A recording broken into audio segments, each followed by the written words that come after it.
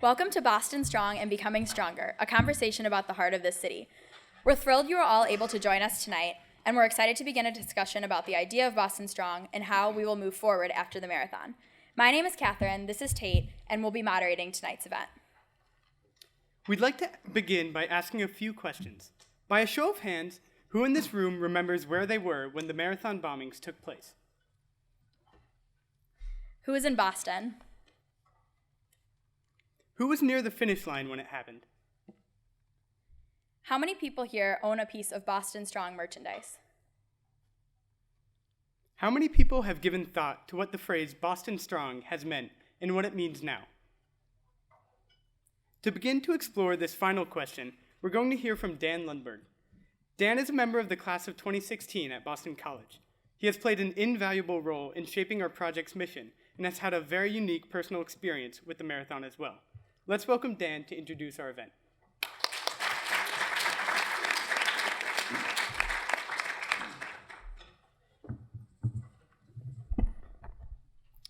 Good evening, and thank you everyone for being here tonight.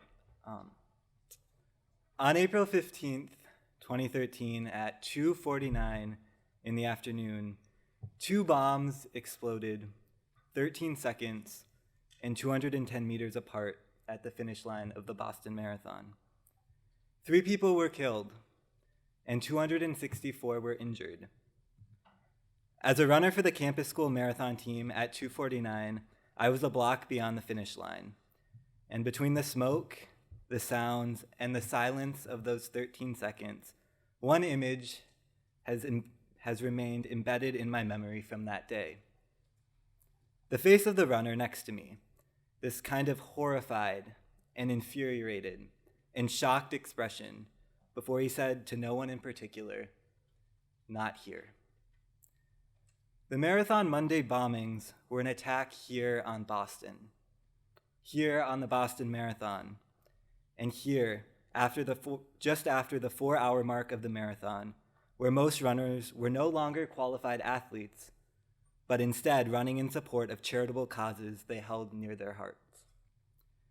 Today, we're here to talk less about April 15th, but how we as a city have moved forward from it, and how we should move forward.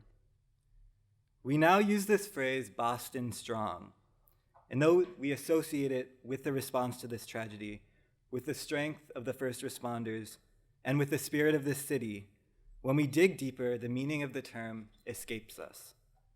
How is Boston strong? What makes Boston strong? Are we as strong as we should be, as we could be? My 15 classmates and I, who organized this event, believe that the pathway forward for Boston and Boston Strong is to honor this tragedy by becoming stronger, by assessing who we are as a city and how we can take care of one another. Whenever I think about Boston Strong, I remember an event that happened in my senior year of high school. During a JV hockey game, a sophomore, Jack Jablonski, was checked into the boards and severed his spinal cord, paralyzing him from the shoulders down. Our school rallied behind him, and his story became known internationally. Like in Boston, after the marathon, foundations were started, events formed, and the media brought in. And at some point after his accident, people began to ask the question, what about other kids like Jack? Why are we giving him all of the attention when other kids were paralyzed in sports-related accidents? Likewise, why are we giving all this attention to the marathon bombing victims and survivors when other tragedies and injustices are occurring in our city and world? My answer is this. The fact that our school, or my school, rallied behind Jack's story, just as this city has rallied behind the marathon tragedy, is indicative of a strong community. However, a community that then asks and responds to these questions about why other tragedies, other traumas, and other injustices have not received the same attention is indicative of an even stronger one. The heart of this city, to me, is that people here, in both a literal and a figurative sense, run to bring change for other people. Personally, I see the greatest injustice in our world occurring in Western Africa, where people born with severe disabilities or become injured like Jack did are denied employment, have zero transportation, and are either killed or shunned from their societies. I'm continuing to run a marathon a month until I've raised enough money to begin to do something. And there are a lot of people in this city who, because of what happened on April 15th, are also pushing themselves harder and further to respond to injustice. Now we can run faster. We can talk more about our city and our world, and we can and should become stronger.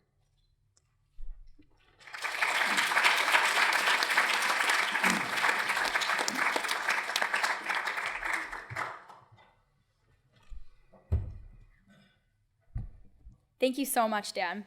We'd now like to introduce our distinguished group of panelists for tonight. John Tlumacki is the photojournalist who captured the iconic photos of the marathon bombings from the scene of the finish line. He has worked for the Boston Globe for 30 years. He was a Pulitzer Prize finalist for his coverage of the fall of the Berlin Wall. He has also been honored as the Boston Press Photographers Association's Photographer of the Year. Dave Fortier was a first-time marathon runner who was directly affected by the impact of the first bomb at the finish line.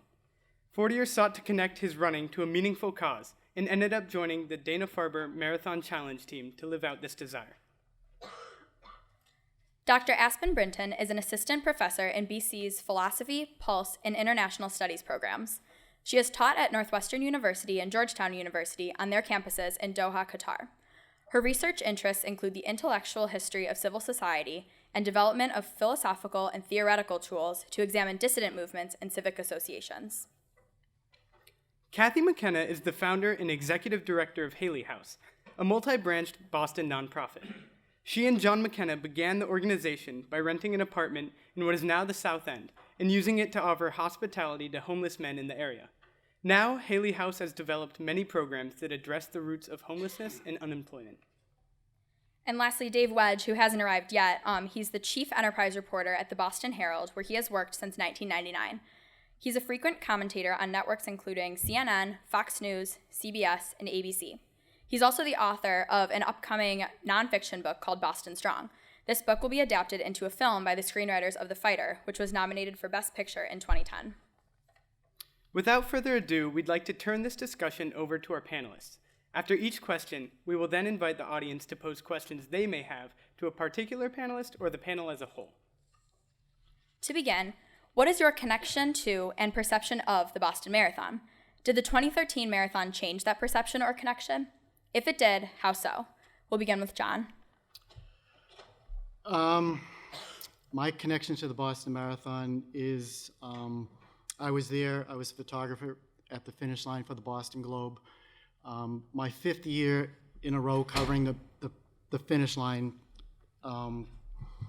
Probably I've covered about 20 Boston marathons in my career at the Globe. Even when I was at Boston University working for the Daily Free Press, it was always a great event to try to sneak into the finish line to cover. And, you know, when it happened, when the bomb went off, I was angry. And I think that motivated me more than anything to run forward and not run backwards. A lot of people said to me, "Were you afraid?" I didn't have time to think about it. A Boston police officer came up to me when I was taking pictures and he said, "You shouldn't be here, another bomb could go off." We looked at each other, we made eye contact, but I just knew I was there. It was my responsibility as a journalist to document what had happened. I didn't know until the second bomb went off that this was possibly terrorism. So in terms of where I was right at the finish line, standing on the tape. It was the time of the marathon when people come across that aren't the winners of the race. They're not the best runners in the world, but they're running for a cause. They're running with their children. They're running in groups. They get decorated in costumes. They're dressed in tuxedos. And to me, that makes for great photos. It's not always the winners. It's some people who, try to cross the finish line. They may even have to crawl across the finish line. That's why I was there. That's why I stayed.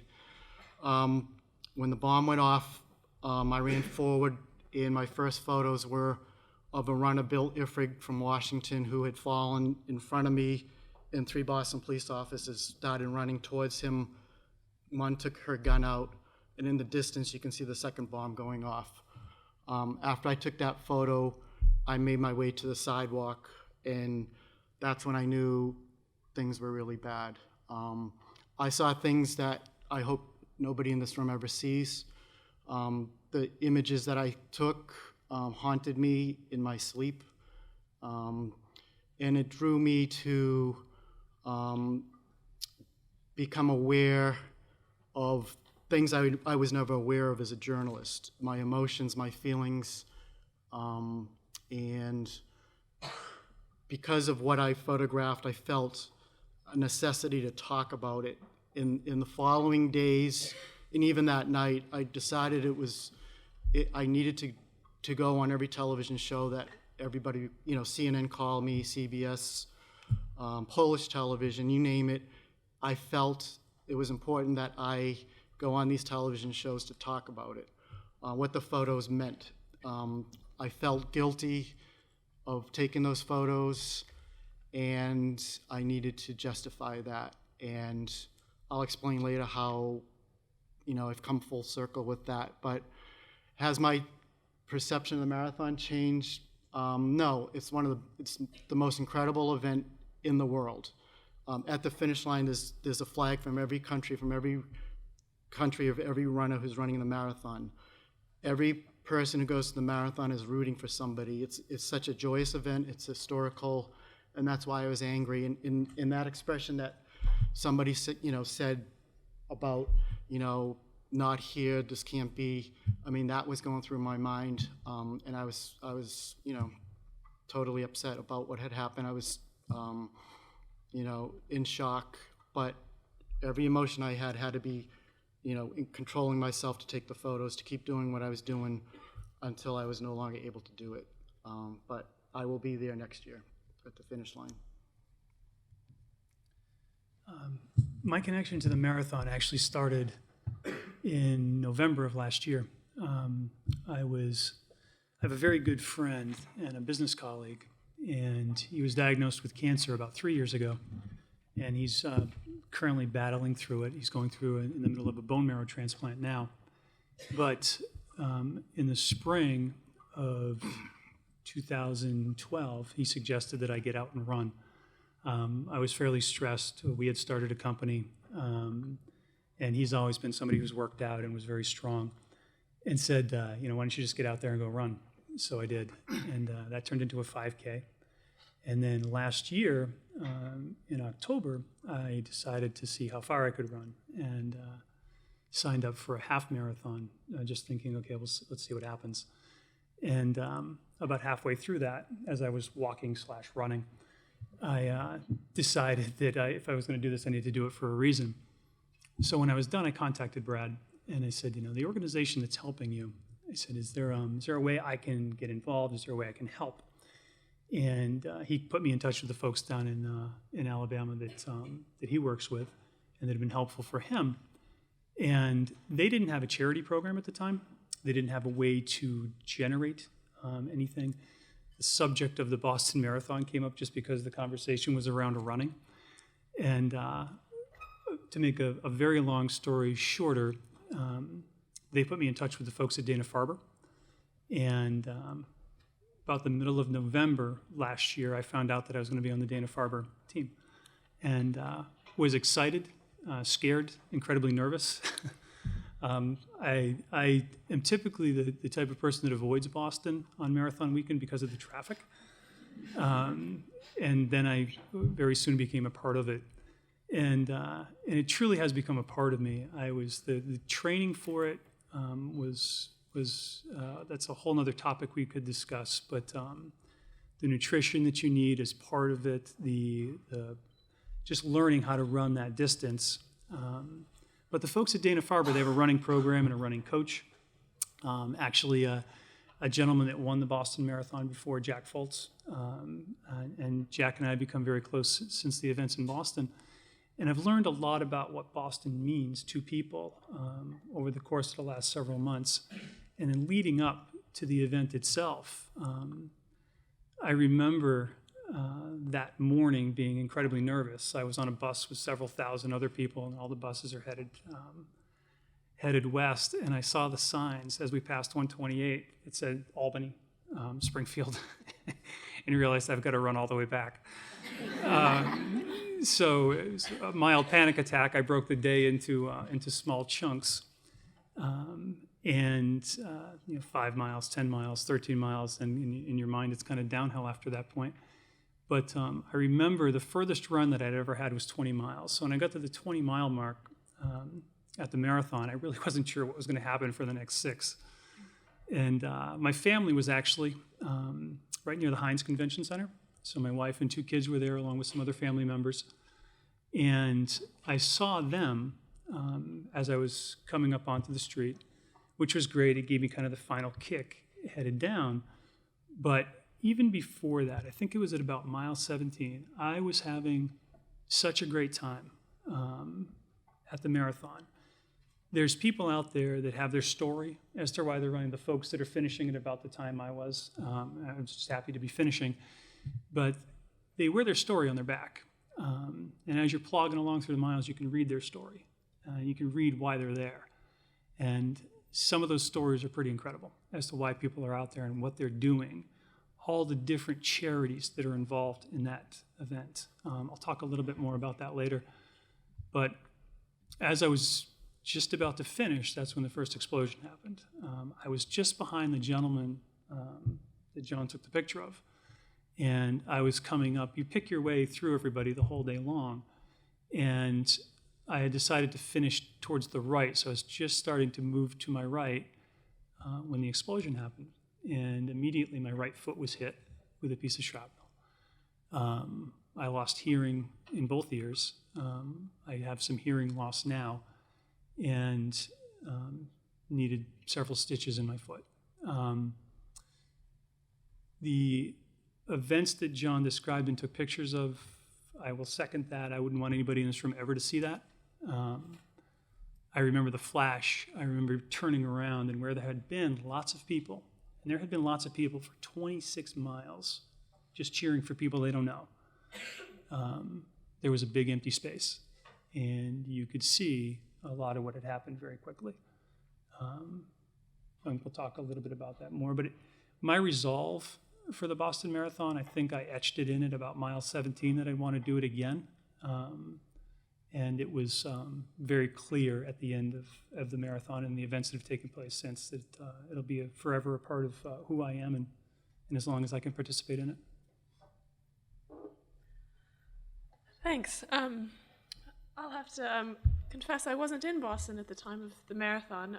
I was still teaching in Philadelphia before I came here, but the Boston Marathon, I think, excuse me, of all the marathons that I know of as just a recreational runner, has always been the most iconic. I've always wanted to run in it and have never qualified. I've never sort of made it up here to do that. And so as I was paying attention to it, having friends run in it before, I found out about what had happened while I was sitting in a lecture, sort of looking at the news reports. I did know, however, at that time that I had a job here at Boston College, and I was coming here. And the most fascinating thing that I think happened that day was that everyone started to call me and ask me how I was and how I felt about what had happened in Boston. And I think it was the time when I sort of realized I was now going to be a part of this and a part of this place. So the day itself became sort of when I mentally moved to Boston, even though it was a couple months before I arrived here and was far away. And I think in that sense, I've followed very closely everything that's happened, and it's been a part of where of the moving process to get here. It's from there, I think, the whole country has looked at this place, as I did from the outside, and watched what's happened as a case of really a city that suffered in some way, but that then organized itself.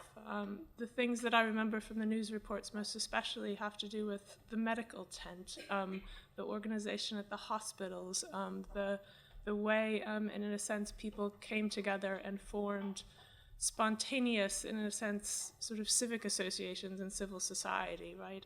As the introduction said, that's the thing I've spent most of my academic career researching, is how people come together in groups, sort of form sort of networks of solidarity. And what you could see in the news reports, from just the medical tent forward through to the hospitals, forward even through to lockdown day, which many of you spent here locked in your dorm rooms. Through all of that, there was a sense of the civic solidarity of the city even coming out in those news reports. And I think for me, given what I sort of studied and knew about, and connecting that with sort of potentially my new home, was what made the marathon different in 2013. I mean, in a sense, what I will remember from it and take from it.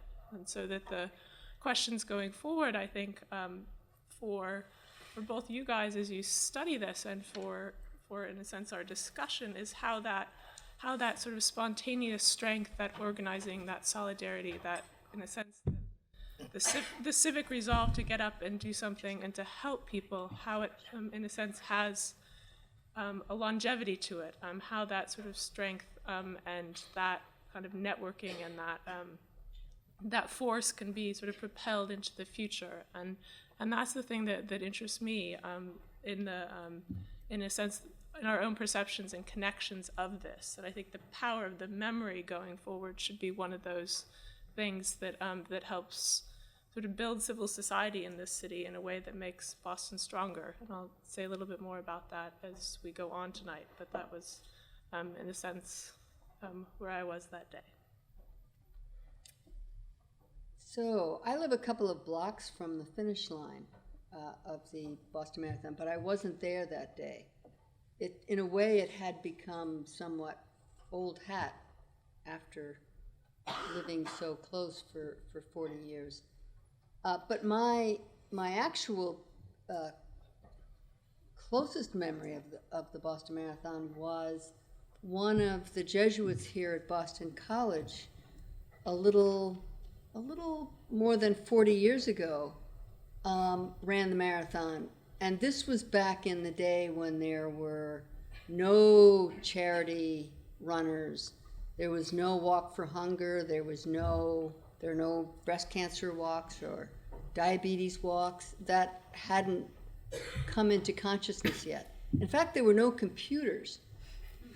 So when Dave Gill was planning on running the marathon, he ran off a mimeographed flyer and passed it out to the students here, and it said, you can't save the world, but you can save one rooming house, because at that point in time, the South End was fast losing its low-income housing, its rooming houses, and it was becoming a much more wealthy neighborhood, which it has succeeded in being. And we were trying to save some housing for people who were very poor. And the generosity of the students here meant that we raised the down payment for this building. We had to take about $500 out of our checking account, but that was it. And we were able to purchase the rooming house. So we've always felt it was the way in which Dave Gill, Jesuit, students at Boston College, and the work that we're doing in the South End and other parts of Boston have really solidified. And in terms of my feeling about the Boston Marathon, now, after what happened last year, I mean, I resonate with pretty much what everyone has said, which is that in the face of this kind of tragedy and assault, one wants to stay present and not turn away. And that I think is a piece that I'll also talk a little bit about in terms of Boston Strong, that we don't want to hide from what has happened. Yeah. Hi, sorry for my tardiness, first of all. I think John can sympathize. A deadline. My name's Dave Wedge. I'm a reporter at the Boston Herald, and I just got done writing a story for tomorrow's paper. So I'm an alumni at BC. It was class of '93, so that's really where my connection with the marathon started, was on Heartbreak Hill, getting out there in the mornings like all you guys do, I'm not a runner, and I have a lot of respect for everybody that that runs it. I always did. I always thought it was a pretty amazing thing just to see people come up Heartbreak Hill and the way everybody, especially here at BC, the way everybody really rallies around those people, especially the later runners. You know, the elite runners are usually they were gone. We were all still sleeping, I think, when they all went by. But it was, it was always a lot of fun. I started going. My sister was actually my oldest sister was a BC student too, and I started going when I was in high school. And she would say, "Come up for the marathon. It's so much fun." And so it's always been something that I've really loved, and like everybody in Boston. And to me, it always has symbolized the beginning of spring. It's like that first nice day where everybody gets outside. Winter's finally kind of over. And, you get the Red Sox in the morning, and then everybody gets out and, everybody enjoys the marathon and watches the Sox. And for me, that's really what the marathon represents. And, as a reporter for the Herald, I quick background. I mean, I've been at the Herald since 1999. I grew up in Brockton. Like I said, went to Boston College, and very proud alumni. And I part of the reason I was late, too, is because I don't recognize the place anymore. I don't know where any of the buildings are. It's like all different, but... So, I've covered a lot of breaking news over the years. I was at 9/11 on that morning. I got sent down after the first plane hit, because obviously they left out of Boston. My boss said, just go. So I went there, and I spent about 2 weeks down there at Ground Zero. And so, unfortunately, this event wasn't my first experience with terrorism, but I never thought it would happen here like everybody else. And as far as how it's changed my perception of the marathon, I actually don't think it has. All the things that I loved about the marathon and that it represents to me, it represents those still, and perhaps even more so now that after what's happened. I think this next marathon coming up this year obviously it's going to be the biggest one. I think the number of registered runners is already higher than it's ever been. And I think that's great. I don't think anyone should ever shy away from celebrating this thing that we've all loved in Boston for so many years. And that day I live in Dorchester, and I was getting ready to go to a meeting or something. It was just kind of a regular day of work for me, and I was actually on my way to Boston City Hall, which is where my office is now. I generally cover these days. I'm at Boston City Hall. I cover a lot of politics, a lot of investigative stuff, but when big breaking news happens, we have a pretty short staff, so we all jump in. And so as soon as the first bombs went off, I got a call from a firefighter actually and said, "Did you hear what's going on?" And I said, "Yeah, I heard something about it. What's happening?" He filled me in a little bit, but nobody knew what it was. And as I was driving, I was on Morrissey Boulevard, and I saw the smoke over JFK Library, and then I had hung up, called my boss. My boss was like, "What's going on?" She's like, "Get to the finish line."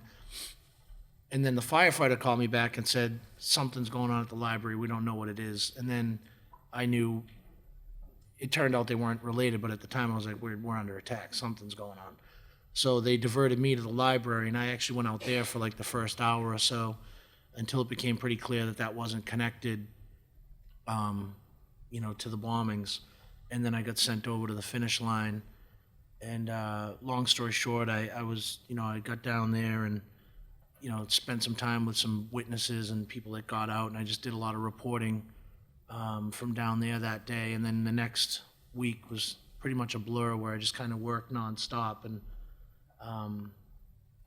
just did a lot of investigative work and a lot of talking to people that were directly involved. I went to all the press conferences, and I was there when the president was in town. And, as it was for all of you watching on TV, it was just a really emotional, overwhelming thing for everybody involved. And but just to me, again, to see how the city really did come together in that time to really close ranks and protect the people that were injured and impacted, from the people who were physically injured to the businesses, to the neighborhoods, to the to the senior citizens living down in Boylston Street that couldn't get in their houses, couldn't get to their doctors to get their medication. I mean, it just impacted the whole city in so many ways, and that's kind of what I did. Was I covered a lot of that stuff. And then when the whole Watertown chase happened, I got sent out in the middle of the night to cover that, and I was out there for the whole locked down on that, but I guess I can talk a little more about that later on. But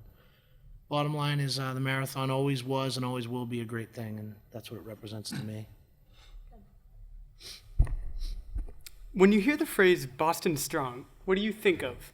What does it mean to you, and what about Boston are we referring to? And I guess we'll start with Mr. Wedge. Start to me. Well, I guess it was some enterprising college students that started it, and I think it was a brilliant thing. And, there was a little bit of a controversy this week about someone saying they were sick of it. And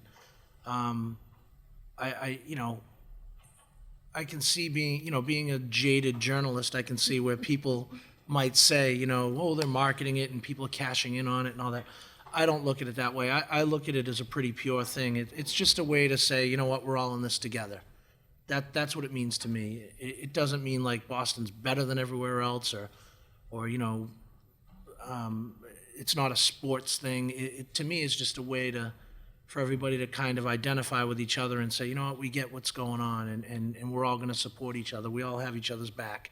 That's what Boston's all about. It always has been. It's a very, I look at it like it's a decent sized city, but it's really a big giant town, and people here are very protective of one another, and we're very loyal to one another. And I think this Boston Strong thing, that's what that really means. And when it's carved into the field at Fenway Park, and the Red Sox have kind of taken on that mantra to kind of use it as inspiration. I don't look at that as marketing or a gimmick. I look at it as pure. Those guys are residents of the city too. They were playing that morning. Some of their fans were the very people that were injured in those attacks, and they feel it too. So I think it's a great thing. I guess when I first heard Boston Strong, I was a little bit uneasy with it.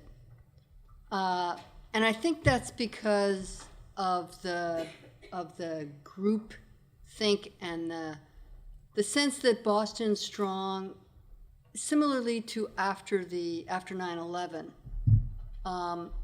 there was initially a sense of coming together to help people who were suffering. There was obviously a certain amount of just numbness, and but then there was a push to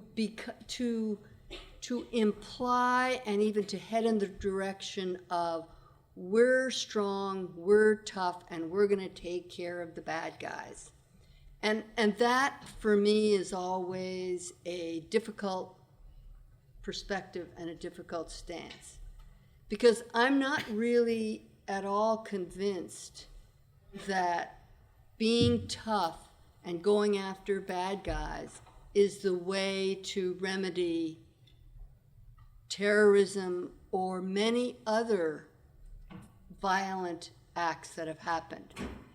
And so I think that for me there was a resistance to getting on board with this with this slogan.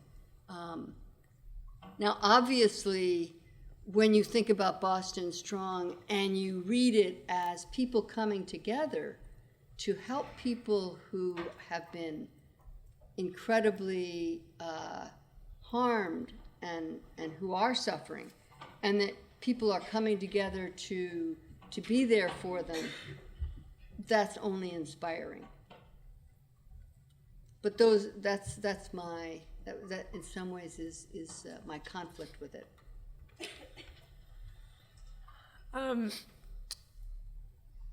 was definitely going in the same direction with this question, because the question of strength and being strong is, of course, what sort of strength you mean, and what you make of it. And I think these two distinctions are very relevant. If being strong and tough and going after the bad guy is the only thing you do, I don't think that sort of captures the full depth of the aspirations within it. I mean, I read the aspirations within it definitely as a kind of strength in solidarity, a strength in coming together.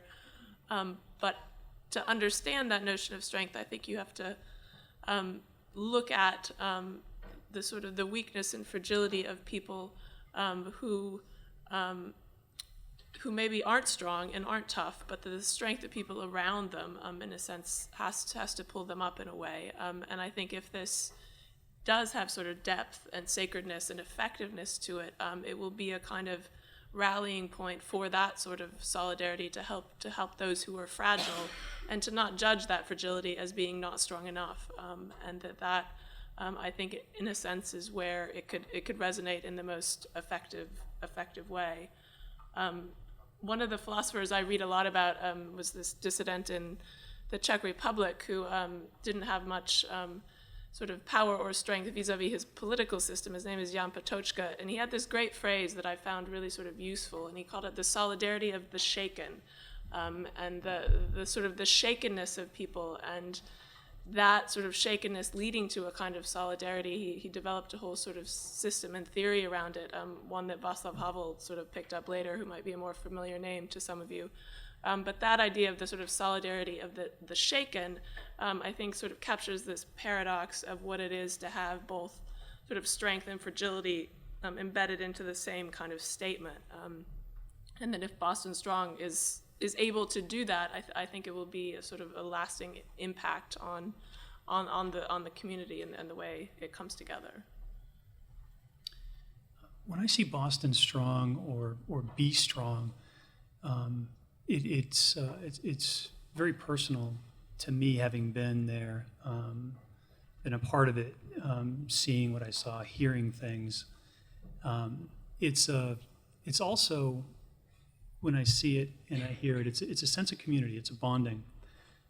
Having experienced the marathon for the first time, I was struck by the amount of people, maybe some of you were there, that come out in support of runners that are out there. And believe you, I can testify that we need that. The runners that are finishing when I do. And it's, when I see that Boston Strong, that's what it means to me personally. It's that bonding, it's that sense of community.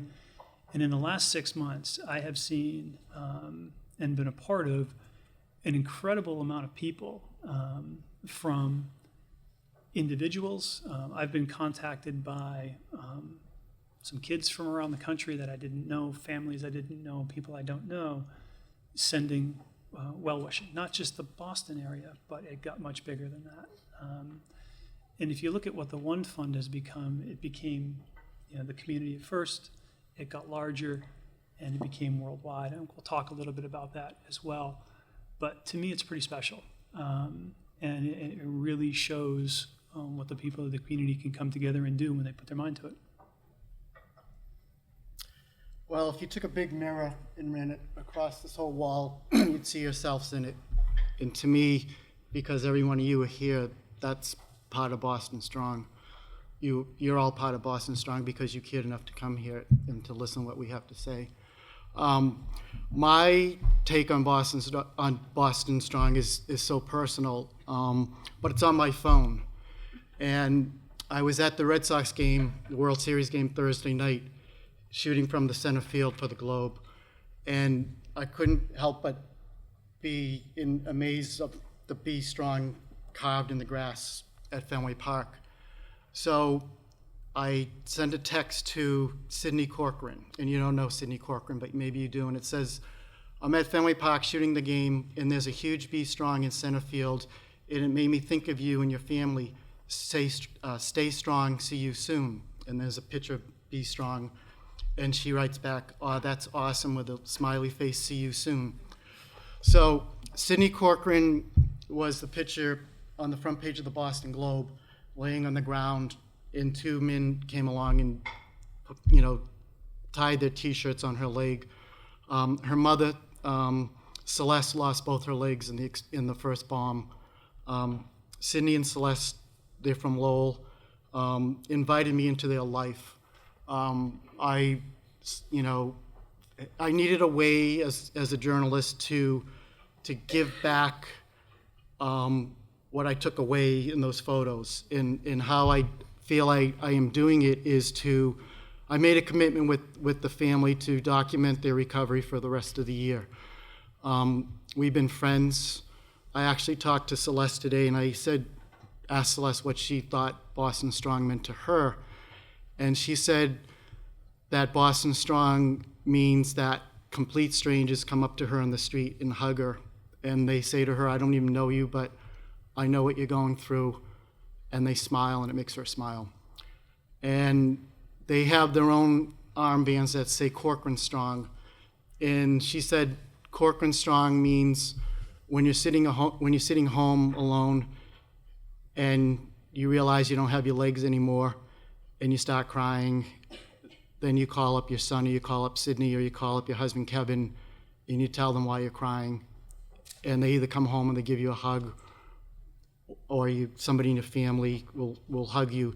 But I think, to me, Boston Strong is it's hard to communicate, but it's that feeling that I get when I can hug somebody I photographed who I thought had died in the Boston Marathon. I see Sydney and I see Celeste, and I go out of my way to hug them. And as the story keeps evolving, that to me is part of the Boston Strong. I see them at events, I photograph them at events, and I see the reaction that the community, not just in Boston, but all over Massachusetts, give to them. They give them hugs, they give them pins, they give them T-shirts, and they wear the Corcoran Strong that are given out, and they wear them on their wristband, on their wrist. And I think, it's such a deep question, and to me it's personal, but I think, Boston Strong is basically seeing how people react to the victims of the marathon. At this time, we'd like to take any questions from the audience.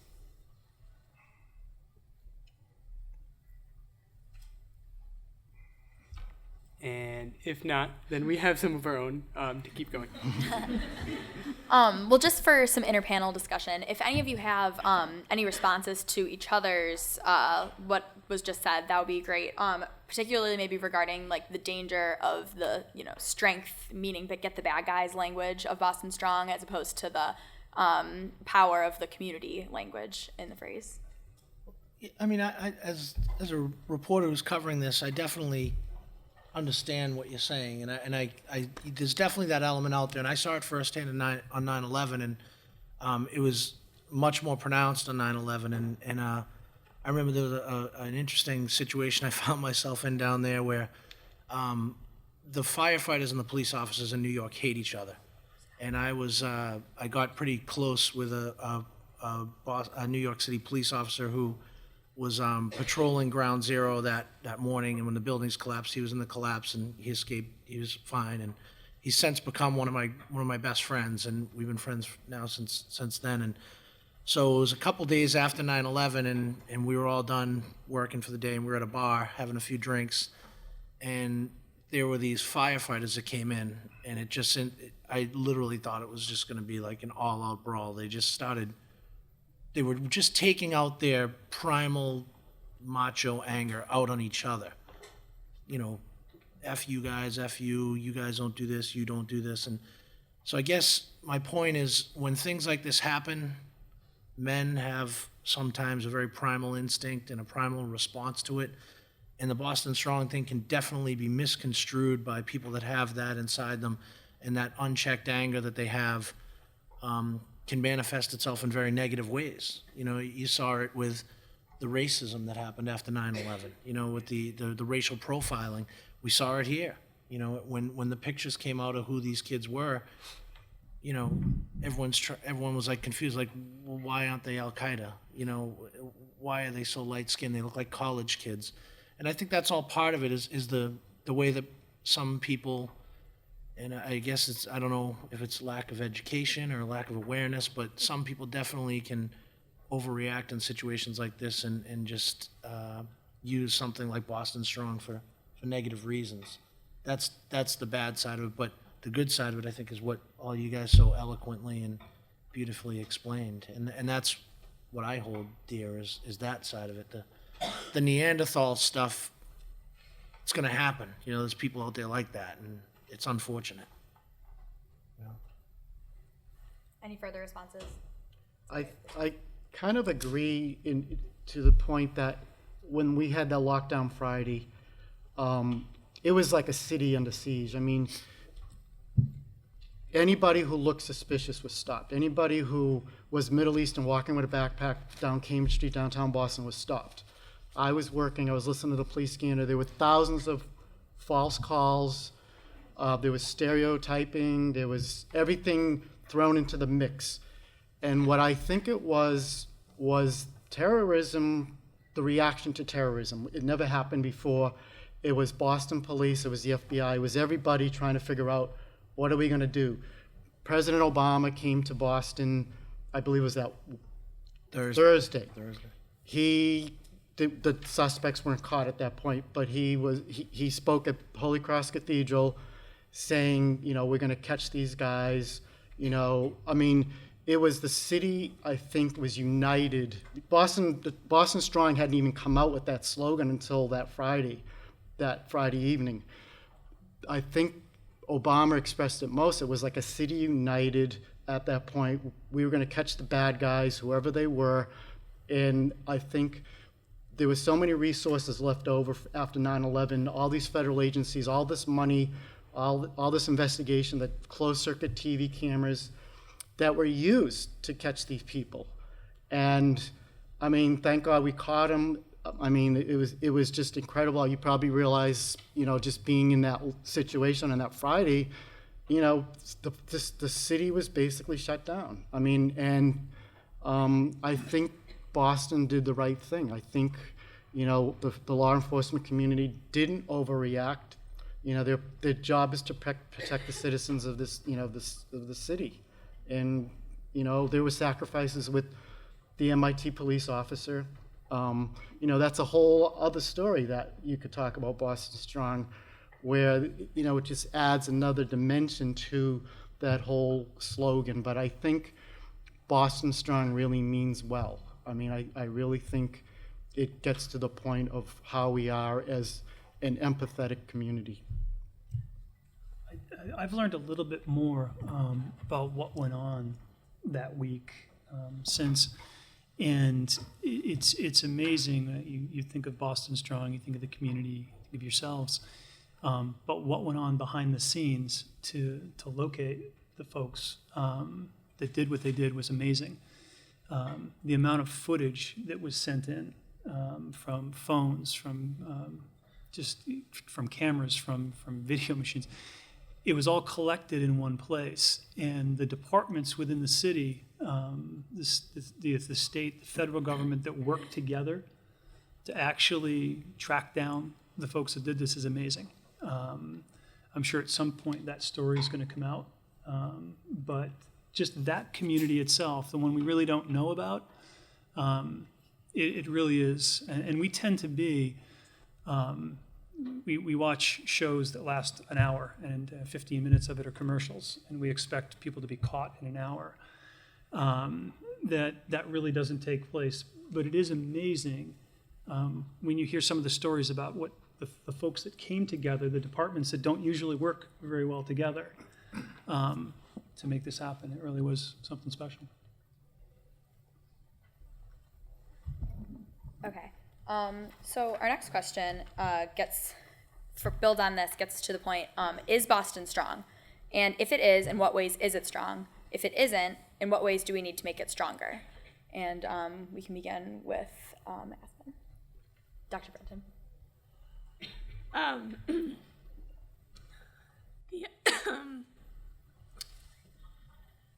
Again, I guess I'm going to be a little too professorial here and say, well, how do you know this question?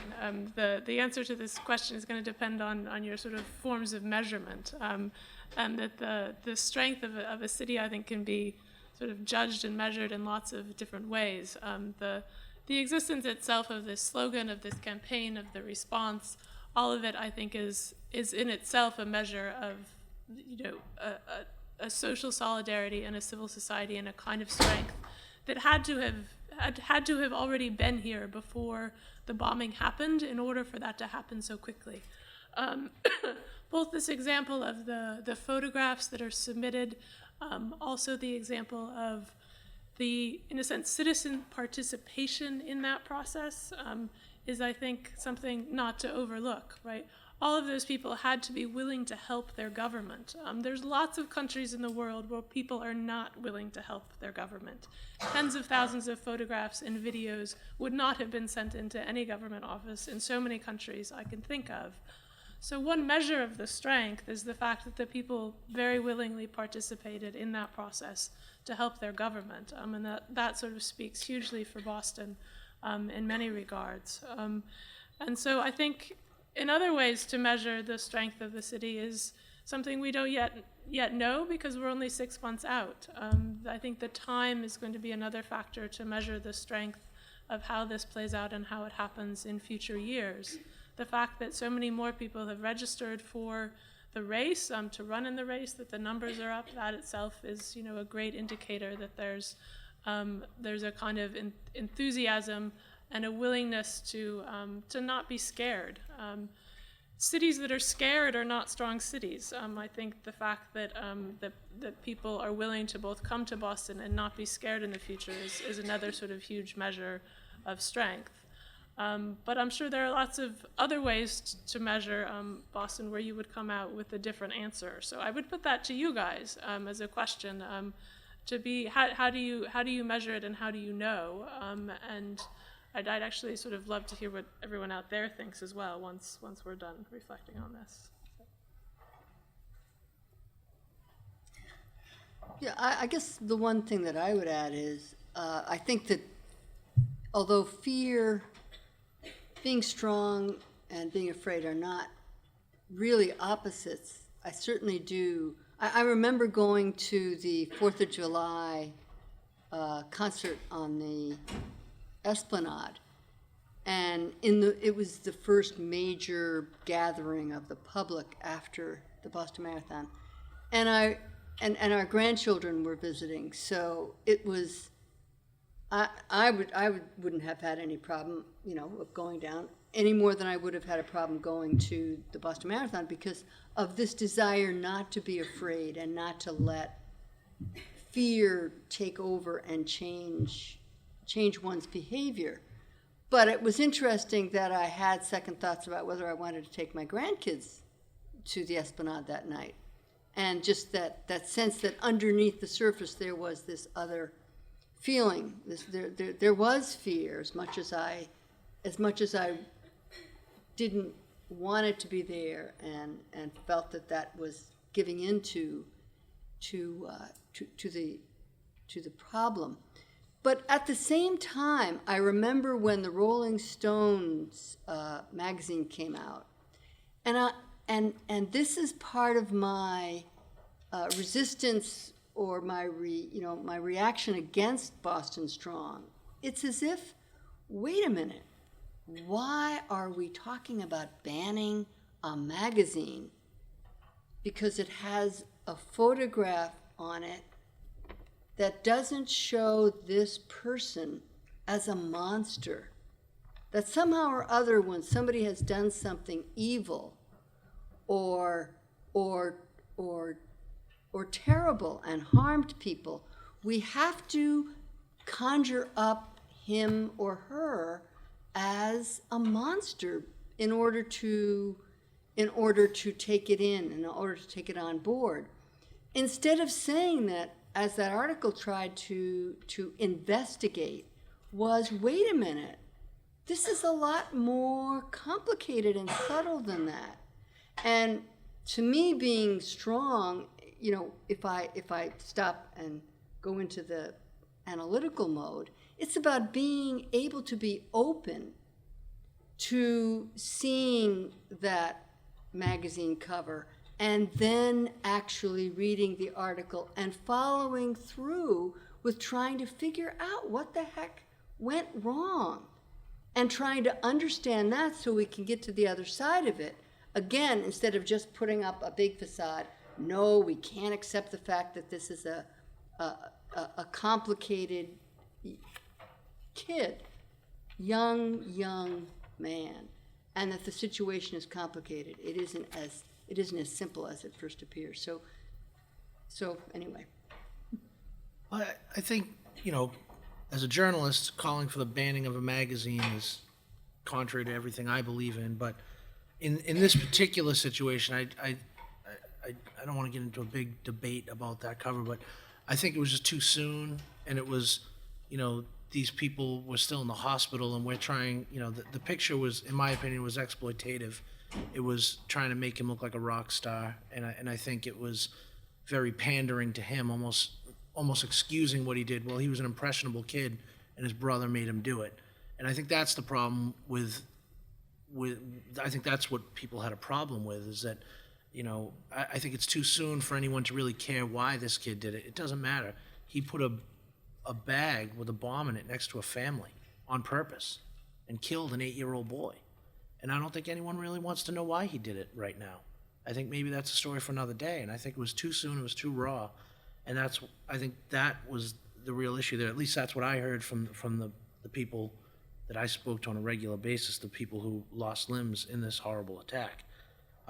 As far as, is Boston strong? I mean, Boston's had a history of repelling invaders. Where the one of the cradles of liberty in this country. The site of the the American Revolution, a lot of the Civil War was centered here. So I think that Boston's had a long history of repelling foreign invaders, and this was another example. And I think history will be very kind to Boston on how we handled this. Locking down the city was a very tough call, and from my investigation that I'm still working on, I'm actually writing a book about this whole thing. And a lot of the public officials, there was a lot of disagreement on whether or not they wanted to do it. There was a lot of disagreement on when to let up. There was resistance from some people saying, what do you mean you're going to shut the city down? Who shuts a city down? We're looking for one guy who killed a couple of people. But it was the point that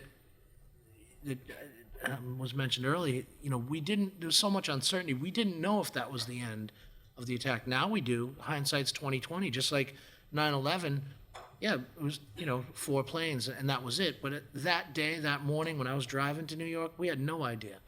Those planes dropping out of the sky. There was one that hit the Pentagon. There's 2 that hit the World Trade Center. There could have been 30 more. We didn't know. There could have been bombs all over Boston. We had no idea. There could have been, they could have had 20 more people helping them. It turned out that they didn't, thank God. But that's what really the whole lockdown was about. It was about preventing more tragedy. And, it's not a clean situation. It gets messy, when you're trying to catch people that do things like this. There's no handbook on it, and so that's my sermon. Just the raw aspect of it that you mentioned, absolutely. I'm very close to a lot of the folks that were affected that day. Same sense. But I kind of looked at the question a little bit differently. I was looking at it from where I was that day. And, is Boston strong? I think it is.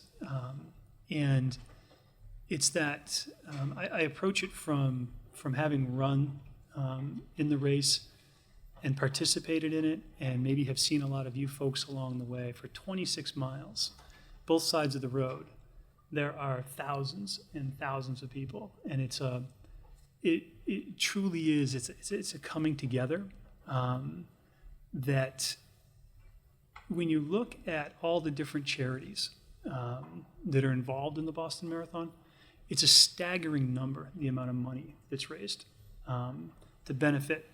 I don't know the number. One of you folks may know the actual number, but it's a huge number of charities that are involved. When I saw the list, and I think that's a big part of what makes Boston what it is, and I believe does make it very strong. I believe Boston's strong. I've witnessed it. I don't know if any of you have, when the memorials up on Boylston Street, went to the memorial. That was, to me, the true sign of Boston. All the notes, all the mementos, T-shirts, shoes, track shoes, you name it was there. Personal messages. Just that memorial kind of was the symbol of Boston Strong for me, being close to the finish line. But also when you think of the monetary amount, the money that was raised because of the generosity of the people in Boston and all over the country and all over the world for that matter.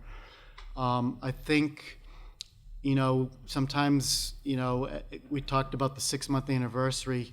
Will we forget about the victims in a year from now? Once they're out of the spotlight, once they're at home by themselves and they can't walk, they have, in Celeste's case, for example, she has 2 prosthetics, which cost $50,000 each. She got $2 million. I think she got $2 million from the one fund, but $50,000 each, and those legs are going to last about 3 or 4 years. So it's not a lot of money, when you think about it. But there's so many people that were, affected by the marathon bombing. Psychologically, there was damage to a lot of people. I mean, it damaged the city's soul. I mean, I think it did harm to, it knocked the wind out of us. It was a sucker punch. And to rise up the way Boston has, to me, means Boston strong. And I think I see it every day, and I believe Boston is strong. All right, so our last question is, do you see a consistency between the way our city unified and responded to the marathon tragedy and the way we respond to other social justice issues within the city, be it homelessness, hunger, poverty, education, so on? And I'd like to start with Mrs. McKenna. Sure.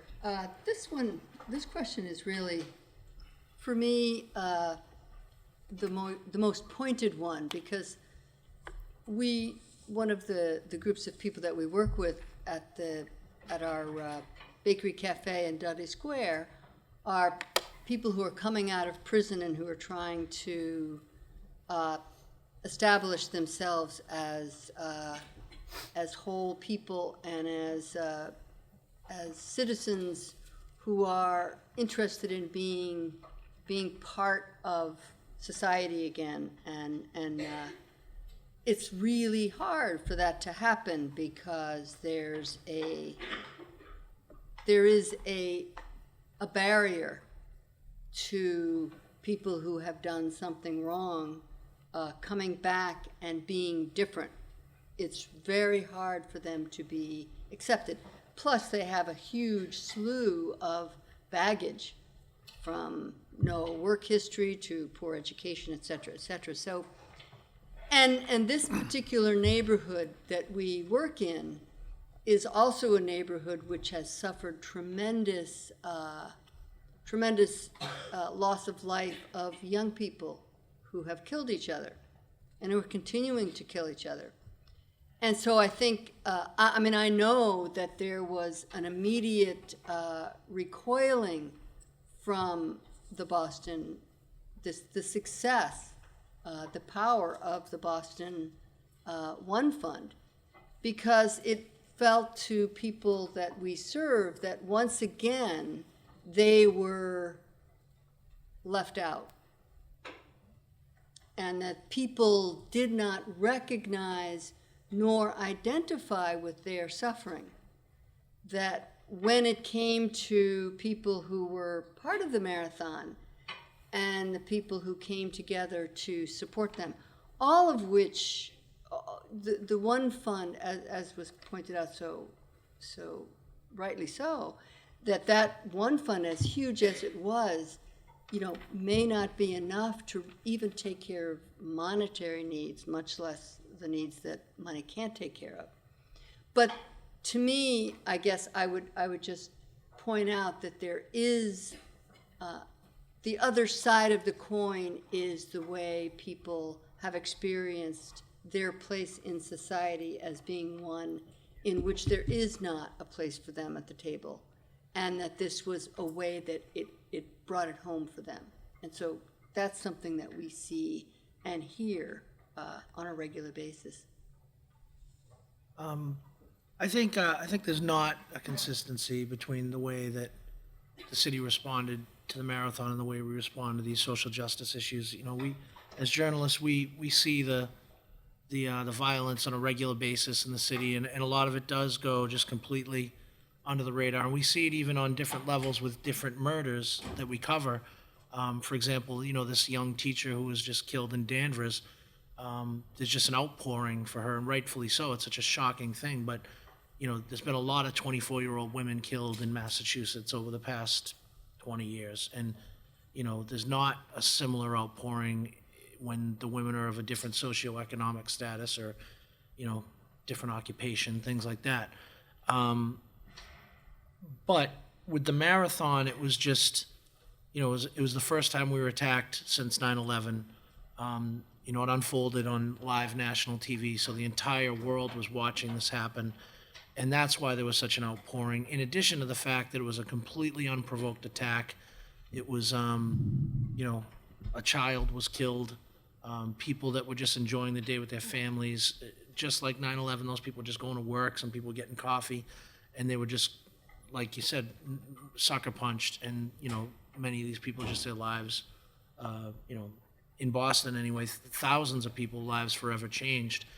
So I think you can't help but have a very natural, massive outpouring of support with something like that.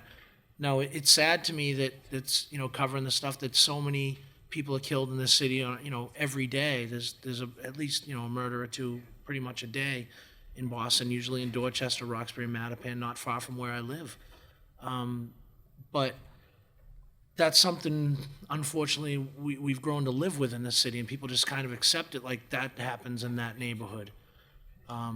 So what this whole thing tells me with this question is that we did raise a lot of money to help these people that were impacted by the marathon, and there is power in numbers, and we can make a difference when we put our minds to it, and sometimes we don't.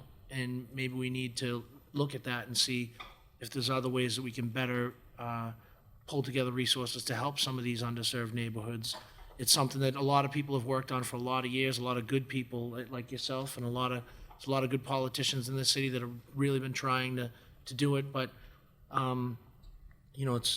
you're never going to match the response that you're going to get something, just like 9/11 or the tornadoes out in Oklahoma. When something that shocking happens, everybody wants to do something to help. And, the tsunami in Japan, it's just one of those things. So, but to wrap up, I do think that, if we can come away from one, as a society in Boston, if we can come away with one thing from this, it's that, we came together to help these people with the marathon. Let's come together regularly on a more regular basis to help others. That would be Boston Strong to me. To be a professor, I had to bring a reading recommendation, which I'll indicate into the last question here. This is a book which I've actually assigned to my students who are in the Pulse program, and it's coming up. We're gonna read it in a couple of months. But I assigned it specifically because of the Boston Marathon bombings. As I planned the syllabus in June of this year, I wanted something that would speak to this event. The title of the book is A Paradise Built in Hell. It's by Rebecca Solent, and what it does is it takes sort of case studies and examples of New York after 9/11, Mexico City after its earthquake, San Francisco after its earthquake, New Orleans after Katrina, and it discusses this precise phenomenon of what it is about a disaster, a sort of moment of hell, sort of beset upon a city that then gets either transformed into sort of new and different forms of hell, but that's not really her point. She says most often, and in all of these cases, there's always some moment of people coming together and trying to overcome that disaster in really sort of interesting ways. And it's not that every case is the same. She definitely makes distinctions between, what happened in the different cities, given the different cultures, given the different contexts that are there. But I think it's a hugely relevant argument, because what she makes the distinctions of is the fact that in some places the sort of the initiative of civil society and sort of social groups to come together and to do things and to really mobilize in ways that improve the cities varied from place to place on the length of time it lasted afterwards, and the way it was transformed into different sorts of civic initiatives. Interestingly, in the case of the sort of earthquake and fire in San Francisco, when whole neighborhoods were leveled, sort of in a physical sense, she says that sort of total leveling in a physical infrastructural sense actually was a kind of total leveling in a social sense, right? That it sort of wiped out so much that there was a lastingness to that rebuilding and a lasting change to that situation that really transformed the social structure of the city. So I think the question that opens for Boston, and why sort of I'm not sure we're far enough into this to really have an answer, is to be whether what happened with the One Fund, the ability to fundraise in such a way, the ability to help those who are vulnerable, is a lesson learned that then becomes applicable to other sort of social issues. And in that sense, agreeing directly with what's just been said, that could be applied in all of these different cases to different vulnerable populations in the cities based on the sort of strength of civil society having been built out of a sense of disaster, sort of to build the paradise sort of on the sort of once hell is kind of wiped something clean and sort of taken a sucker punch to just sort of knock everyone down in a way, but that sort of knocking down can actually be a sort of really interesting terrain to rebuild. So it's a kind of challenge and question I think the argument of that book opens up. So yeah. I think there are these spikes that happen. 9/11, for instance, tornadoes, Boston, Japan. You see this coming together. You see folks, though there's a rally around a certain cause, but there's so many things, and I'll bring it back to the marathon itself and my being a runner there. I saw so many different causes and so many different reasons, and one woman was she was out there. Her mom has cancer. She's running for another organization. It wasn't Dana-Farber, and she had her story on her back. And it wasn't just me that was reading it. There were others that could read the story, and I can almost guarantee that day that somebody was inspired, if they weren't out there running for a charity, that's something that they could get behind. And I think the challenge really goes out to all of you is to make the city a better place, to make the country, to make the world a better place. Challenge yourself to see what you can do to help in it. I think all of us do certain things. I think we donate. But is there something that you can really rally and get behind? Can you build up that interest in? There are always going to be these outliers. There are things that are going to happen. There will be, unfortunately, other events in this country and in others that are going to draw this attention. They're going to draw the attention of something like the One Fund. You can't stop that. You can learn from it, and you can make the things that are affected. And I think that's the takeaway for me was that you can make a difference. Even if it's something very small, you can make a difference. Well, in my career at the Globe, I've been to hundreds of funerals for teenagers killed on the streets of Boston. And probably the ultimate was the Mattapan massacre. I don't know if you're familiar with the how many were killed. 5, family members, just brought out into the middle of the night and shot point blank in Mattapan on the street. And just hearing, being in the church, hearing the service outside and watching the people's reaction, there was in all the funerals that I've been to, there's one theme that always sticks with me, and people want peace. It's not they don't want money. Money's not going to solve that issue. They want peace. They want stop the violence. And I think that's what distinguishes, the issues of violence with teenagers and, the areas of Boston that we mentioned. But, if you want to find a similarity between the Boston Marathon bombing tragedy, it's peace. I mean, it's basically, why did this come to this? Did Boston deserve this? I mean, it's so many theories, and you could say what happened in the weeks preceding it. Did we bombed an Afghan village and killed children there? I mean, there's people out there who say Boston deserved it. And it makes you question your moral compass yourself. It makes you think, well, what have I done for my community? What have I done lately? What has Boston done? What has America done for the world community? I mean, it's such a big issue to grapple with that I think, we're trying to come up with an answer here. And I think this is what this whole discussion is about, is certainly we can do better helping the inner city, helping the poverty, helping violence, but I don't think money's going to solve it. I think it's volunteers, it's going out into the community, it's not being, stuck on a campus at BC and not seeing what the world is like out in Dorchester and Mattapan and seeing how the other part of, the world lives.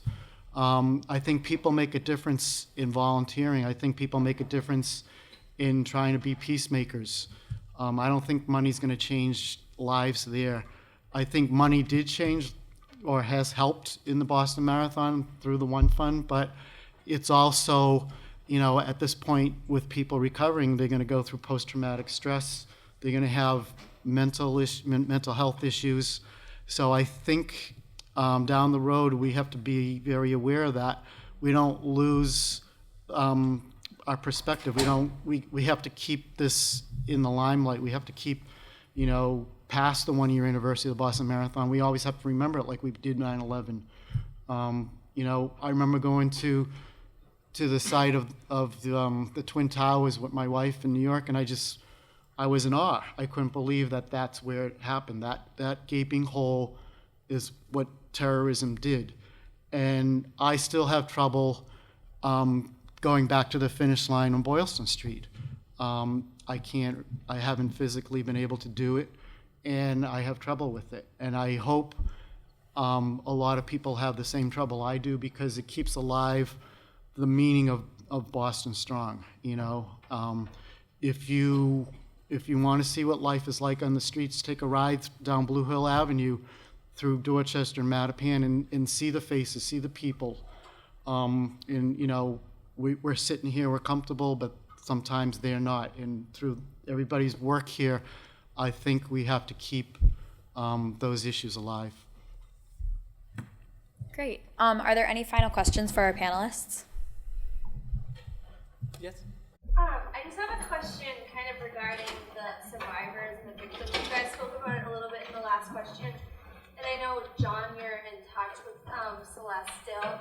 Do you ever feel like keeping the message alive is like somewhat hurting the progress of the survivors? Do you think that has that ever come up in conversation that I know it's a huge support group, but do they ever say there's a negative side to it? And as far as moving on, whereas in 9/11 there was so many victims, it wasn't a spotlight on a certain group of people.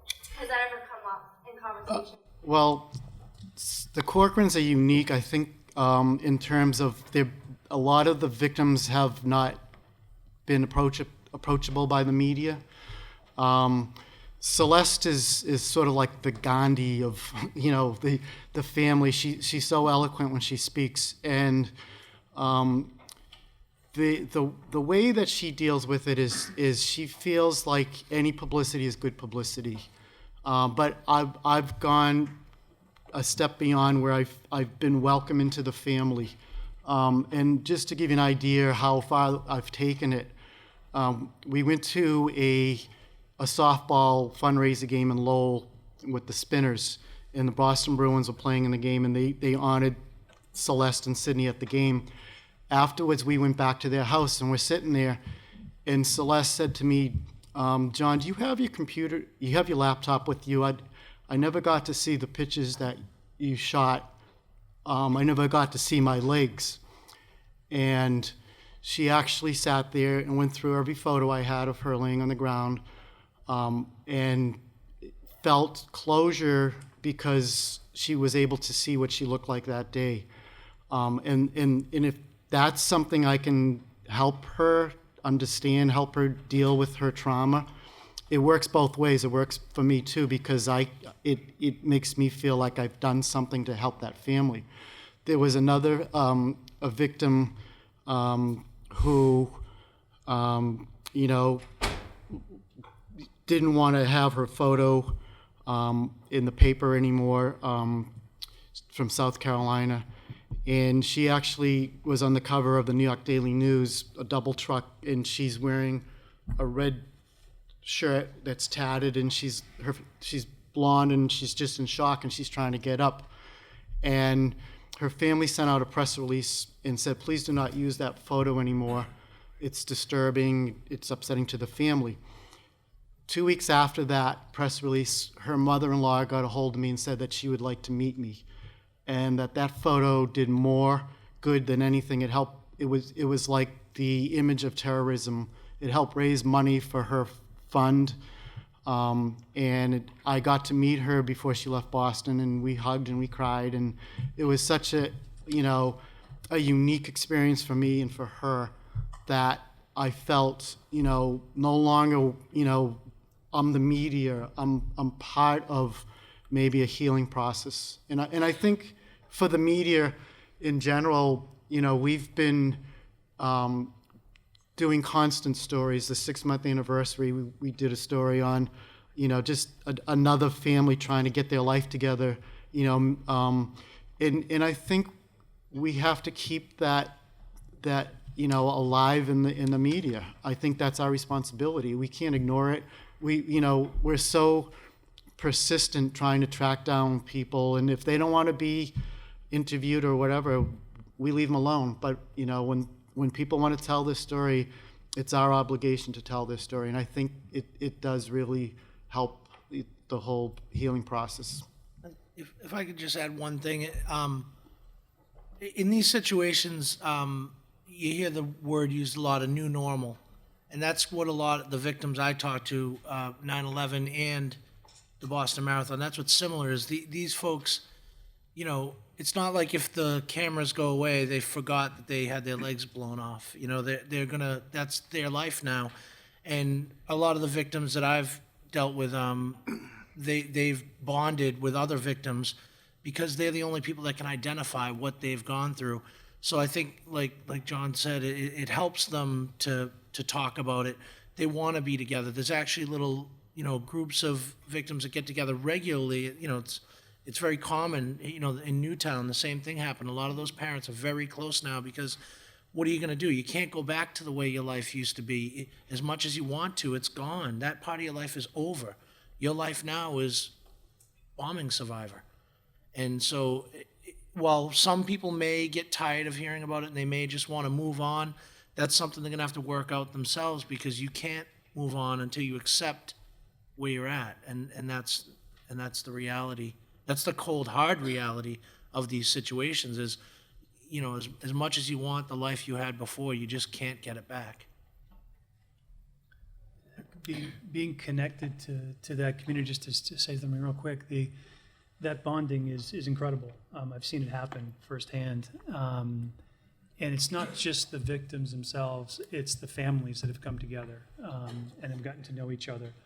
And they're sharing the stories about that day and personal events. And everybody heals differently. And some people have been able to move on. Others, it'll take longer. And it's just who they are.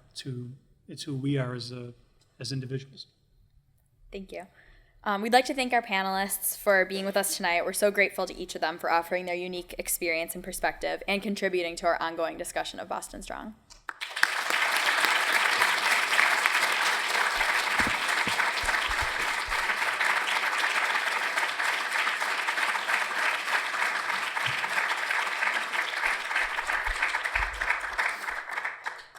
To conclude, we'd like to share one final perspective, that of BC alum Brittany Loring, who was severely injured at the finish line of the Boston Marathon. We sat down with her last Wednesday, and she had this to say about Boston Strong moving forward. My last kind of big question is just the idea of Boston Strong, now what? Like for you personally, now that this happens, kind of what's your pathway forward to keep it in mind and continue responding to it? And then also for the city, but we can start. Yeah, I think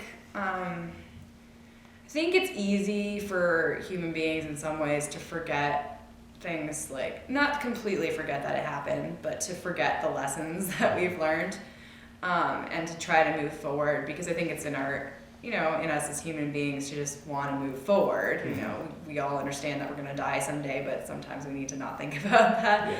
But I think it's also important to remember that and remember what type of legacy you want to leave, and remember what happened and how we really need to reach out to others and need to be more of a community and to have each other's backs so that maybe something like this wouldn't happen again, because, you know, maybe we're friendlier now and, you know, we'd see something like this before it happened, or I don't know. But, and just, you know, reaching out to those marginalized individuals, hopefully that, you know, understanding that we as a city need to be stronger and need to reach out to people and just need to do the best we can do to make this city a better city.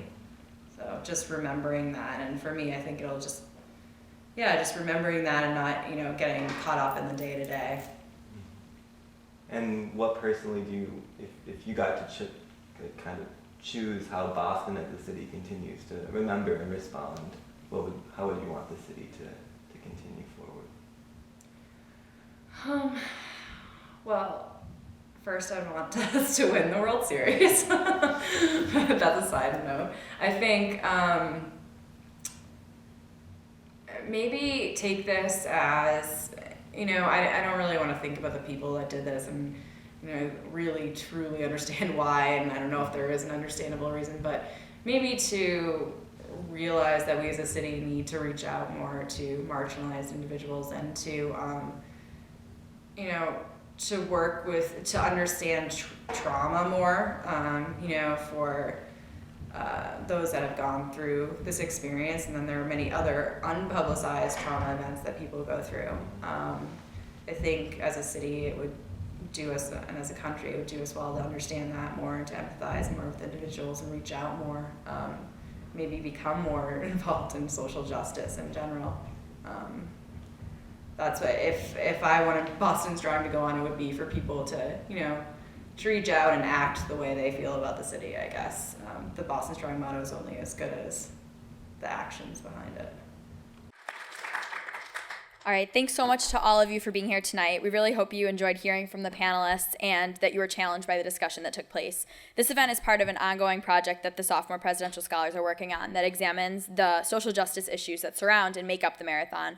Our publication is scheduled to be released on April 15th this spring. So let's thank our panelists and Brittany one more time for tonight.